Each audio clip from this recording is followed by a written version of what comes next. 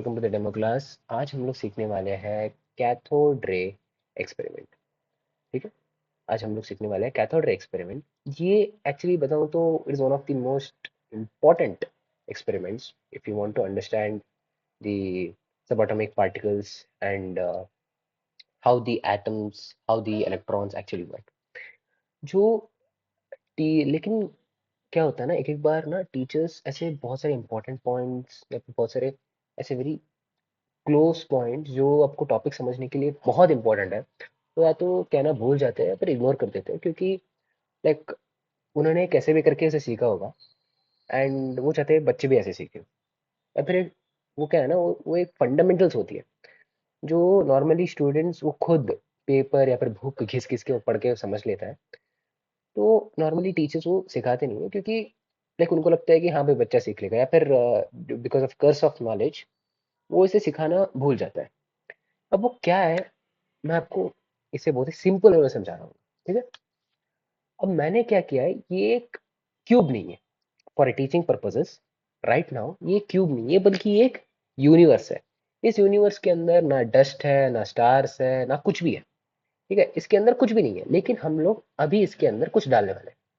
Sir क्या डालने वाले हैं? हम इसके अंदर डाल रहे हैं प्योर एनर्जी।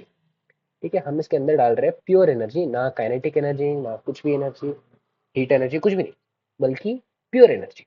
ठीक है। हम लोगों ने इसके अंदर डाल दिया। अब उसके साथ साथ हम लोग क्या करेंगे, हम लोग एक दो बॉल को ऐसे प्लेस करेंगे। ठीक है। हम दो बॉल को ऐसे प्लेस करेंगे इस यूनिवर्स के अंदर। मैंने इस यूनिवर्स को एक छोटा सा तोड़ दिया है। चलो थोड़ा फिक्स कर देते हैं। ठीक है। यूनिवर्स को ज्वाइन किया। ठीक है। अब मुझे तुम लोग बस इतना बताओ, ये जो इसके इसके जो बीच में जो डिस्टेंस है हम रख देते हैं थ्री। हाँ, 353। अब मुझे बताओ कि मैं क्या करूंगा अभी। इस बॉल है ना, ये जो बॉल है, ठीक है, सही से देखना, सही से समझना। इस बॉल को मैं इस डायरेक्शन में, मतलब ऊपर वाली डायरेक्शन पे मैं लेके जाऊंगा। मुझे बस इतना बताओ कि इन जो बॉल्स के जो बीच में जो डिफरेंस है, मतलब जो डिस्टेंस है, क्या वो सेम रहेगी, क्या वो बदलेगी, क्या उसकी डायरेक्शन चेंज होगा? ठीक है, take your time, you can pause the video. तो ओके, अब बहुत सारे बच्चों ने सोच लिया होगा, आंसर दिमाग के अंदर होगा। ठीक है। तो सही से देखना, ठीक है, सही से देखना। मैं इस बॉल को इस ऊपर वाले डायरेक्शन पे लेके जाऊंगा। डू यू नो, ये ये जो बॉल है वो कैसे ट्रैवल करेगा? ये ट्रैवल करेगा ऐसे। ठीक है। अब मैं ये एक ही एक बॉल, ठीक है, मैं ये एक ही एक बॉल को मैं नीचे लेकर आऊंगा, तो देखना इसका मोशन कैसा होगा। अरे सर, आपने तो दोनों बॉल को सिलेक्ट किया ना, एक बॉल को सिलेक्ट करके ऊपर नीचे करिए। भाई ये बात सिलेक्ट या फिर अनसिलेक्ट के बारे में नहीं है।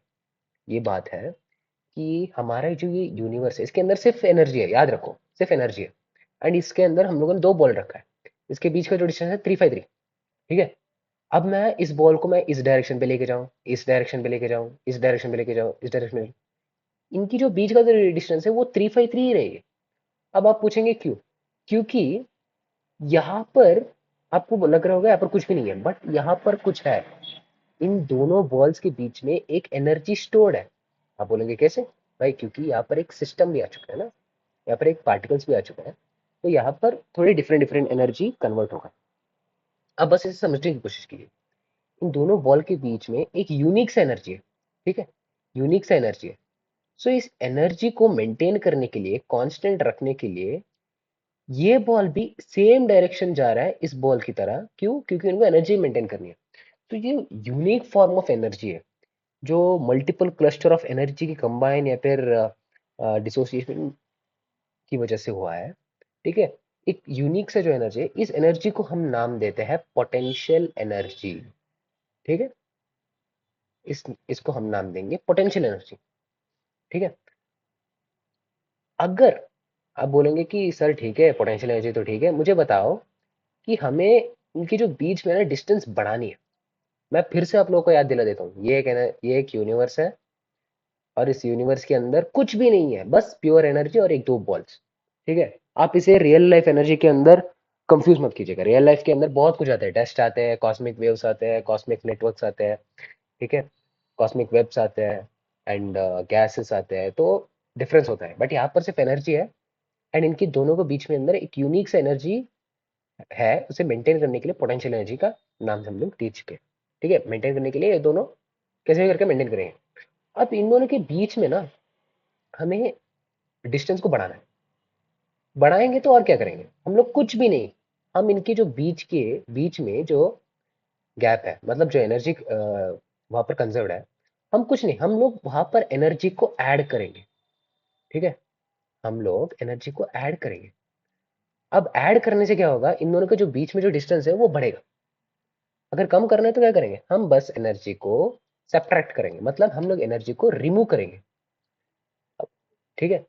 अब एनर्जी को ऐड या फिर सेपरेट कैसे करें सर? अरे कुछ नहीं भाई। एनर्जी मतलब कौन से एनर्जी, ये हीट एनर्जी हो सकता है डेल्टा एच, ठीक है। लाइट हो सकता है, हम उसे प्यार से नाम देते हैं फिजिक्स के अंदर इलेक्ट्रोमैग्नेटिक वेव, ठीक है। या तो इलेक्ट्रोस्टैटिक फोर्स हो गया, या फिर वर्क डन हो गया, मैग्नेटिक एनर्जी हो गया। ये सारे के सारे एनर्जी है। इन सारे चीजों से हम एनर्जी को ऐड कर सकते हैं, रिमूव कर सकते हैं। तो हम क्या करेंगे यहाँ पर, या तो हीट के फॉर्म में एनर्जी देंगे या फिर लाइट के फॉर्म में एनर्जी देंगे। तो क्या होगा कि ये जो बॉल है, ये इसका डिस्टेंस बढ़ाएगा। तो अगर आपको इतना समझ में आया तो फैंटास्टिक, ठीक है। ना इसके बीच में जो एनर्जी को रिड्यूस करना है तो कुछ नहीं करेंगे, हम यहाँ पर ना स्क्वीज करेंगे। अब ये हम लोग स्क्वीज करते करते क्या करेंगे ना, यहाँ पर की जो एनर्जी है वो यहाँ से चली जाएगी in the form of heat, light और एनर्जी। मतलब आपको इतना समझ में आ गया, ये जो दोनों के बीच में जो गैप है, इसके अंदर पोटेंशियल एनर्जी स्टोर था, ठीक है। वहां पर कुछ भी एनर्जी हो सकता है, वहां पर जो मतलब वहां पर कुछ भी एनर्जी हो सकता है, ठीक है। लेकिन हमें वो एक एनर्जी का नाम देना था, इसी के लिए हम लोगों ने नाम दे दिया पोटेंशियल एनर्जी।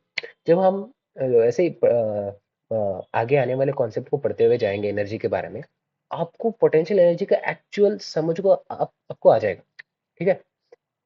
बट फिलहाल के लिए आप इतना समझ के रखिए, यहाँ पर एक पोटेंशियल एनर्जी स्टोर है।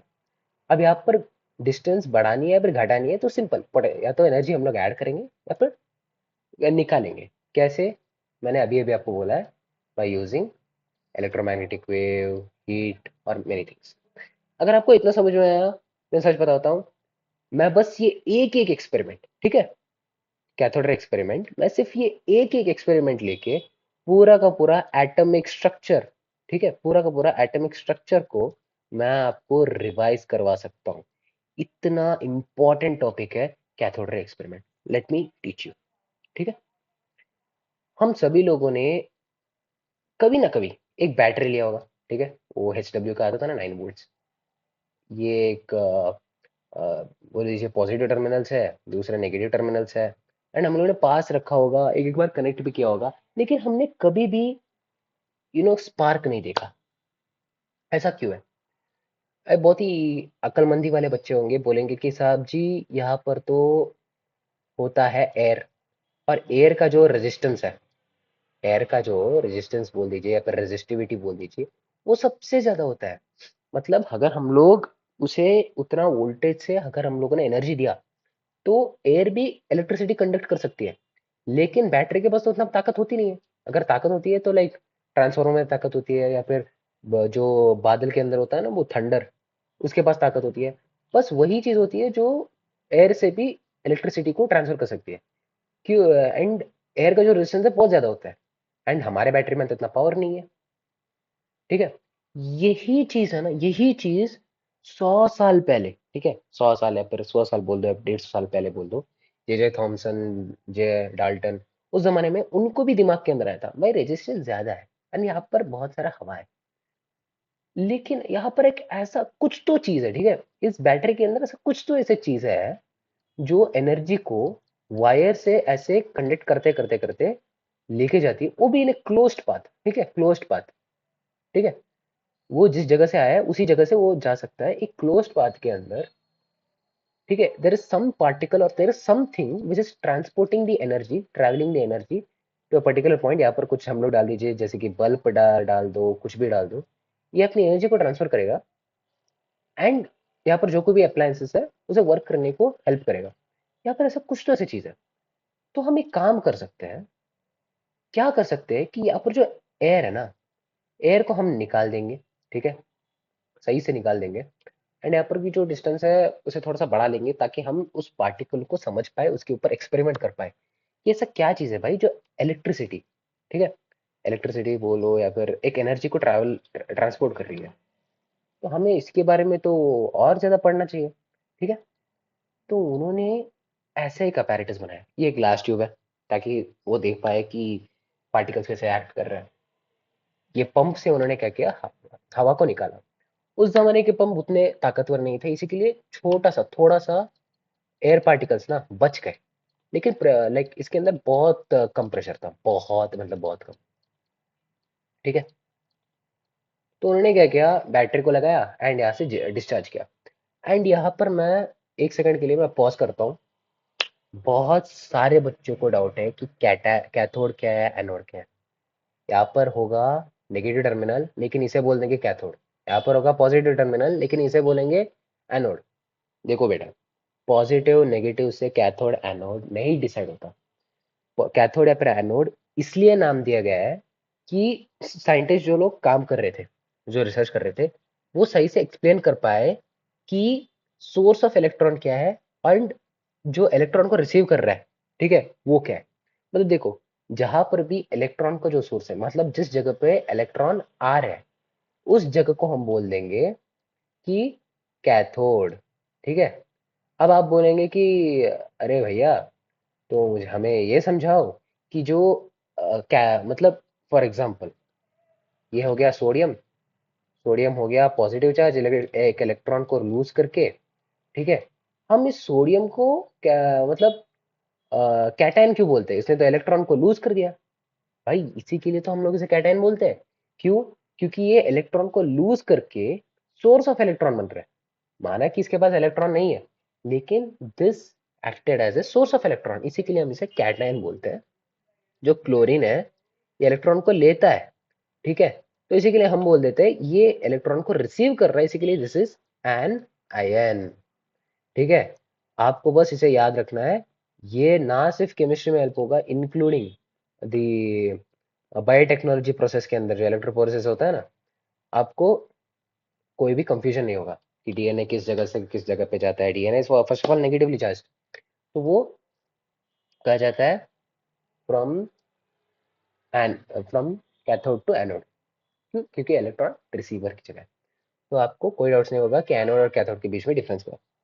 तो उन्होंने देखा कि जब इलेक्ट्रॉन ऐसे आए, यहाँ पर ना, जिस ट्रेजेक्टरी पे, जिस पाथ पे वो जा रहे थे, इस जगह पे एक उन्होंने ग्लो दिखाई दिया। ठीक है, ग्लो दिखा, तो समथिंग ग्लोइंग। अब ये क्यों हो रहा है मैं आपको समझाता हूँ। ठीक है, ये क्यों हुआ मैं आपको समझाता हूँ। ये इसलिए हुआ, देखो ये इलेक्ट्रॉन है, ठीक है, इलेक्ट्रॉन ऐसे आया, अब वोल्टेज था। अब वोल्टेज की वजह से क्या होगा कि इलेक्ट्रॉन एक फोर्स या फिर एक एनर्जी से आ रहा है, काइनेटिक एनर्जी मान लो, एंड ये है न्यूक्लियस, और इसका इलेक्ट्रॉन इधर है। अब इलेक्ट्रॉन क्या एक एनर्जी में था, ऐसे आया ऐसे आया ऐसे आया, इसके टक्कर मारा। अब पहले से ये रिवॉल्व कर रहा था, अब टक्कर मारने से क्या हुआ, इसको एनर्जी ज्यादा हुआ। अब इसको एनर्जी गेन किया ना, तो क्या हुआ ना, ये जो इलेक्ट्रॉन था, अरे यार माउस से सही से ड्रॉइंग नहीं कर सकता। अभी जो इलेक्ट्रॉन है, इसकी एनर्जी ज्यादा हुआ, एंड इसका जो ऑर्बिट है ये बढ़ गया। ठीक है, ये पहले इधर था, ठीक है, पहले ये न्यूक्लियस है, पहले इलेक्ट्रॉन इधर था, लेकिन एनर्जी ज्यादा हो गया, तो ये क्या हो गया, ये एक्साइटेड स्टेट में, क्या है, एक्साइटेड स्टेट, इसे एक्साइटेड स्टेट बोलते हैं। ठीक है, is the first excited state. माना कि ये सेकेंड ऑर्बिटल में है, बट सॉरी ऑर्बिटल नहीं, ऑर्बिट में। ऑर्बिट और ऑर्बिटल दोनों डिफरेंस है। ठीक है, ऑर्बिटल वो जगह होती है जहां पर इलेक्ट्रॉन हम ढूंढ सकते हैं। ऑर्बिट वो है जो हम लोगों ने हाइपोथेटिकली इमेजिन कर लिया, वो एक्चुअली असल में होता नहीं है ऐसा। ठीक है, इलेक्ट्रॉन जो है वो हायर स्टेट में चला गया। अब देखो नेचर क्या करती है ना, नेचर देखती है स्टेबिलिटी, नेचर को चाहिए स्टेबिलिटी। ठीक है, हम सभी लोग, ठीक है, इंसान ले लो, जानवर ले लो, कुछ भी ले लो, हम लोग स्टेबिलिटी के ऊपर काम करते हैं। अब नेचर में ये हाई एक्साइटेड स्टेट तो ऐसे रहने वाला तो है नहीं, तो ये क्या करेगा, इलेक्ट्रॉन स्टेबिलिटी प्राप्त करने के लिए क्या करेगा, ये अपने ओरिजिनल ऑर्बिट के लिए जाएगा। अब आपको कुछ नहीं करनी है, ठीक है, अब आपको याद करनी है ये जो यूनिवर्स थियरी जो मैंने दिया है, इनके जो बीच में क्या है, पोटेंशियल एनर्जी। ठीक है, कुछ भी एनर्जी हो सकता है यहाँ पर, लेकिन इसके बीच में है पोटेंशियल एनर्जी। ठीक है, अब इनके जो बीच में डिस्टेंस घटाना है या बढ़ाना है, क्या करना है, एनर्जी को ऐड करना है या फिर निकालना है। यहाँ पर एनर्जी तो इस इलेक्ट्रॉन की वजह से हम लोगों ने ऐड कर दिया, इसीलिए ये हायर एक्साइटेड स्टेट में चला गया एंड यहाँ पर डिस्टेंस बढ़ गया। अब ये वापस इस डिस्टेंस को अगर निकालना है तो you have to remove the energy, and best way of removing energy in atomic level is, it is the light. ठीक है, कुछ बच्चे बोलेंगे कि साहब जी हम तो रेडिएशंस भी कर सकते हैं, लेकिन ऐसे लेकिन हमें रेडियो एक्टिव एलिमेंट तो अ, ऐसे अड़ोस पड़ोस में मिलता नहीं है। तो इसी के लिए बस इतना समझो, best way of removing electron is by electromagnetic wave. Energy भी निकल जाती है, आराम से सब कुछ प्रोसेस हो जाती है। इलेक्ट्रोमैग्नेटिक वेव से हम लोग निकाल सकते हैं, इंक्लूडिंग हीट वेव से भी हम लोग निकाल सकते हैं। ठीक है, इंफ्रारेड रेस इलेक्ट्रोमैग्नेटिक वेव्स में आते हैं। सो हीट और electromagnetic wave, one of the best ways to reduce the energy. तो इलेक्ट्रॉन क्या करता है, वो वापस अपने स्टेबल ऑर्बिटल में जाता है बाय रिमूविंग द लाइट और विद द हीट। तो दैट इज द रीजन, जब साइंटिस्ट लोगों ने देखा यहाँ पर, उन्होंने लूमिनेंस देखा। ठीक है, इन्होंने लूमिनेंस देखा एंड जब उन्होंने ग्लास को छुआ, थोड़ा सा हीट महसूस किया। क्यों? इसी रिएक्शन से। ठीक है, अब आपको समझ में आया ये लूमिनेशन क्यों हो रहा था, कैसे हो रहा था, किस लिए हो रहा था। मुझे पक्का पता है कोई भी टीचर इसे इतना डिटेल एक्सप्लेन नहीं करेगा, सब कुछ सभी लोग बस बुक को देखेंगे, पढ़ेंगे और चले जाएंगे। ठीक है, तो आपको ये कॉन्सेप्ट समझ में आया। बट कुछ बच्चे ऐसे होते हैं कि मेरे पास आएंगे, बोलेंगे सर ये तो जो नए नए बच्चे जो लोग होते हैं ना, उनको समझाने के लिए तो ठीक है, वो लोग तो समझ लेंगे, उनको कुछ भी बता दो वही सच मान लेंगे, लेकिन मैं नहीं मानूंगा। मतलब आप इसे ऐसे इमेजिन कीजिए। ठीक है, हम लोग बात इलेक्ट्रॉन के बारे में बात कर रहे हैं। ठीक है, अब मैं आपको एक छोटा सा रेफरेंस दूंगा कि इलेक्ट्रॉन का साइज कितना होगा कंपेयर टू न्यूक्लियस। अब ये है न्यूक्लियस, इसमें प्रोटॉन न्यूट्रॉन दोनों होंगे, और ये होता है इलेक्ट्रॉन। ठीक है, ये होता है इलेक्ट्रॉन एक्चुअली। नहीं नहीं, ये तो बड़ा हो गया, ये तो एक्चुअली मैं बड़ा हो गया। अ, छोटा कर रहा हूँ, यस।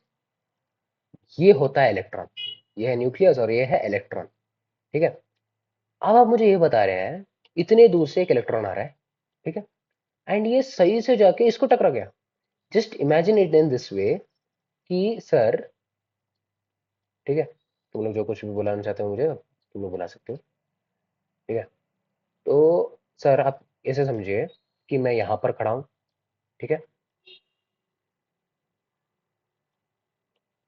आप इधर हो। ठीक है,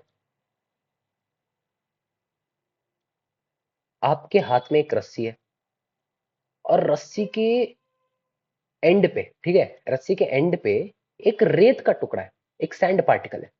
और आपको पता है हमारे बीच का जो डिस्टेंस क्या है? हमारे बीच का डिस्टेंस है, मान लो 150 किलोमीटर। ये तो ऐसे बातों बातों में हो गया। जब हम लोग कैथोड रे एक्सपेरिमेंट को देखते हैं, हम इतने बड़े ट्यूब को हम देखते हैं, तो सच बताऊं तो 150 किलोमीटर बहुत ही कम हो गया। चाहे 1.5 मिलियन हो सकता है, या फिर 1,500 किलोमीटर हो सकता है। ठीक है, मतलब इतना समझ लीजिए कि हम दोनों का डिस्टेंस है ना बहुत ज्यादा है। बट मान लेते हैं कि हम दोनों का डिस्टेंस है 150 किलोमीटर, एंड मेरे पास एक गन है। ठीक है, उस गन से मैं एक रेत, ठीक है, मैं एक रेत का पार्टिकल, इतना छोटा रेत का पार्टिकल, रेत का पार्टिकल मैं ऐसे फायर करता हूँ। ठीक है, एंड आप ये जो रस्सी से ये जो रेत का टुकड़ा से बना है, आप इस रस्सी को ऐसे रैंडम डायरेक्शन पे घुमा रहे हो, फेंक रहे हो, कुछ भी कर रहे हो। आप कथकली डांस कर रहे हो, तुम अब आप कुछ भी कर रहे हो। ठीक है, अब इस रेत को पार्टिकल को इधर उधर हम आप ट्रैवल कर रहे हैं, करा रहे हैं। मैं एक रेत के पार्टिकल को अपने गन से फायर करता हूं, और आप बोल रहे हैं ये रेत का पार्टिकल एक्यूरेटली जाके इस इलेक्ट्रॉन को मारेगा। अगर आपने ऐसे सोचा, मैं सच बता रहा हूं, आपका दिमाग सही से काम कर रहा है।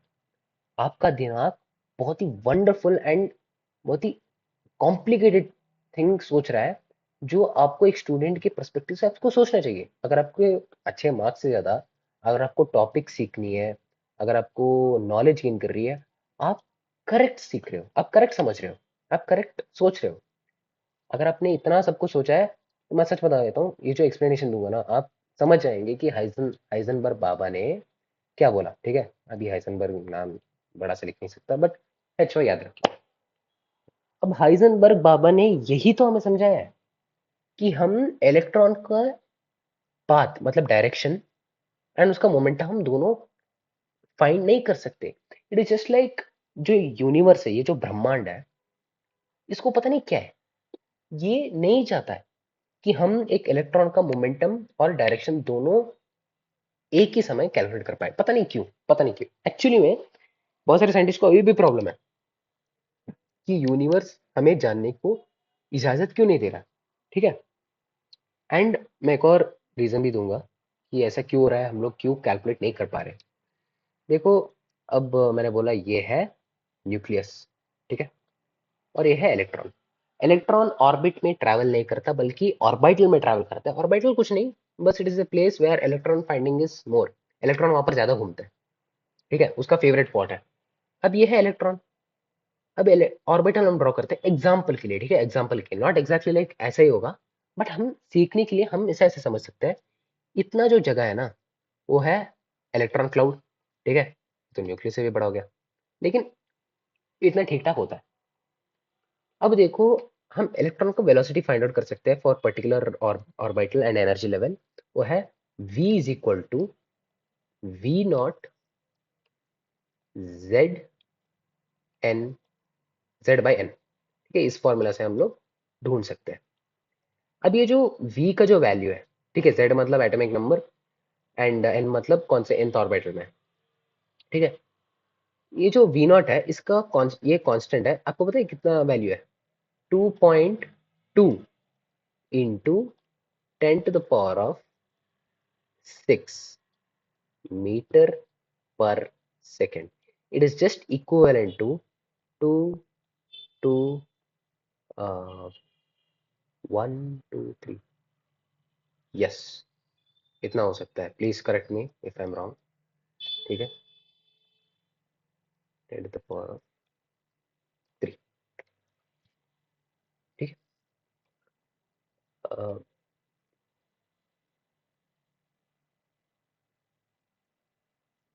क्या मतलब 2000 किलोमीटर पर सेकेंड, ठीक है, 2000 किलोमीटर पर सेकेंड की स्पीड से इलेक्ट्रॉन ट्रेवल कर रहा है, ठीक है। अब फिर से सोचिए, फिर से सोचिए, ठीक है, आप थोड़े से आराम से सोचिए। मैं इसे हटा देता हूँ ताकि आपको सही से वैल्यू दिख पाए। किलोमीटर पर सेकंड, मतलब आप बताइए, ये न्यूक्लियस है, ठीक है, न्यूक्लियस बहुत छोटा होता है, बहुत छोटा है, ठीक है, इतना छोटा है कि हम लोग न्यूक्लियस की जो रेडियस है ना, वो फेरम्स में देखते हैं, 10 to the power of -15, ठीक है। हम लोग इतने छोटे छोटे मेजरिंग यूनिट से देखते हैं। और आप बताइए, इतने छोटे छोटे मेजरिंग यूनिट्स में, मतलब इतना छोटे इतने छोटे स्पेस में आप बताओ, इलेक्ट्रॉन 2200 किलोमीटर पर सेकेंड की स्पीड पे ट्रैवल कर रहा है। इट इज जस्ट लाइक एक सेकंड में नहीं हुआ, इलेक्ट्रॉन इधर भी है, इधर भी है, इधर भी है, इधर भी है, इधर भी है, इधर भी है, इधर भी है, इधर भी है, सभी जगह है। It is just like electron is there and everywhere, ठीक है। इतना छोटे डिस्टेंस पे इतना फास्ट वो ट्रैवल करता रहता है, करता रहता है, करता रहता है। Electron doesn't appear as a particle, it actually appears as a wave. It actually appears like a cloud itself, ठीक है। इतना फास्ट, इतने छोटे जगह पे इतना फास्ट वो ट्रैवल करता रहता है, करता रहता है, करता रहता है कि इलेक्ट्रॉन सिर्फ एक पार्टिकल की तरह नहीं बल्कि एक वेव की तरह दिखने लगता है, ठीक है। जब तुम लोग बहुत ही एटॉमिक लेवल पे जा रहे होते हैं ना, क्लासिकल फिजिक्स टूटने लगता है, इतना टूटने लगता है कि पार्टिकल और वेव में अंतर देखना भूल जाता है, ठीक है। इसी के लिए हाइसेनबर्ग बाबा ने ये एक फॉर्मूला दिया है। ये formula it's applied for very small particle, बड़े पार्टिकल भी दिखाते हैं बट इतना नहीं।